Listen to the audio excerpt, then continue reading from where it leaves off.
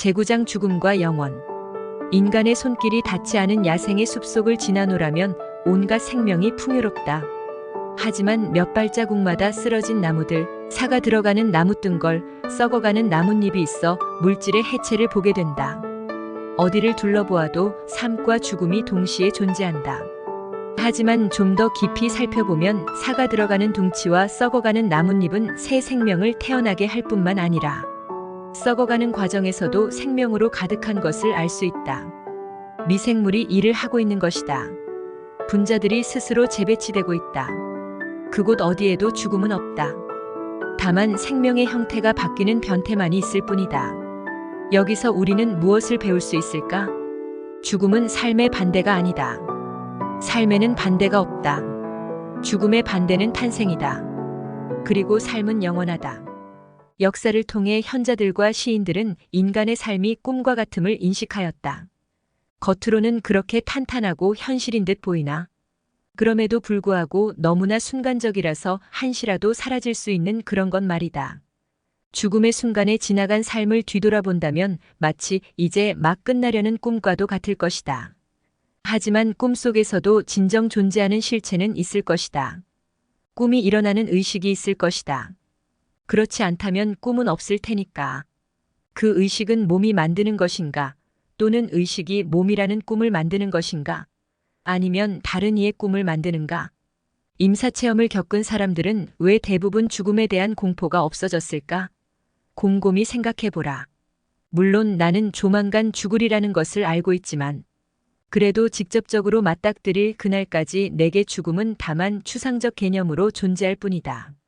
주변 사람이나 내가 심한 병에 걸렸거나 사고를 당했을 때 또는 사랑하는 사람이 죽었을 때 비로소 나도 죽어야 할 운명이라는 실감이 들고 그제서야 죽음은 내 삶 안으로 들어온다.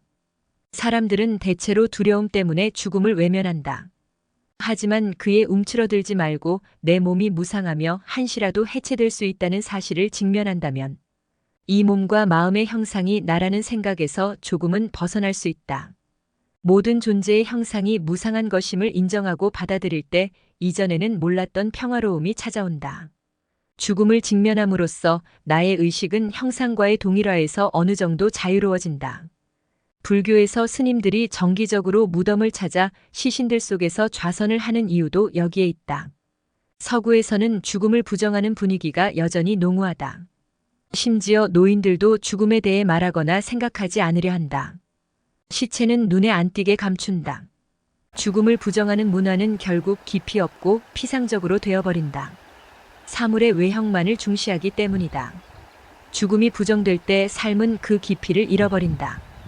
이름이나 형상을 떠나 내가 진정 누구인지 알 수 있는 가능성, 명색을 초월하는 차원이 삶에서 사라져버린다. 죽음이 바로 그 차원으로 통하는 문이기 때문이다. 사람들은 끝이 오면 불편해한다. 모든 것의 끝은 조금이나마 죽음을 시사하기 때문이다. 그래서 많은 언어권에서 헤어질 때 잘 가라는 인사 대신 또 만나자라고 말한다. 친구들과의 모임이나 휴가가 끝날 때, 애들이 성장해서 집을 떠날 때, 어떤 체험의 끝에 왔을 때 나는 약간의 죽음을 체험한다. 내 의식에 나타났던 하나의 형상이 해체되는 것이다. 그리고 공허한 마음이 남는다. 사람들은 그 공허함을 느끼지 않으려고, 직면하지 않으려고 애를 쓴다.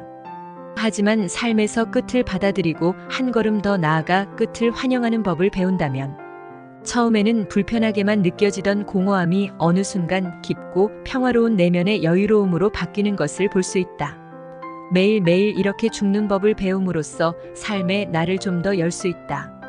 사람들은 대체로 자기의 정체성과 자아를 무척이나 소중하게 여기기 때문에 그것을 잃고 싶지 않아 한다. 죽음의 공포가 그토록 심한 것도 그런 마음에 기인한 것이다. 나가 더 이상 존재하지 않을 수 있다는 것은 상상조차 할 수 없는 두려운 일이다. 그래서 이름과 형상이 그 귀중한 나라는 착각, 나의 이야기가 나라는 착각 속에 살고 있다. 그러한 나는 다만 의식의 장에 생긴 일시적 형상에 불과할 뿐인데 말이다. 그렇게 형상이 곧 나라는 생각만을 하면 진정 귀중한 것은 나의 실체이며 내 안 깊숙이 존재하는 생명이며 순수의식임을 알 수 없게 된다. 그것이 바로 내 안에 있는 영혼이며 그것만이 내가 잃어버릴 수 없는 유일한 것임을 말이다.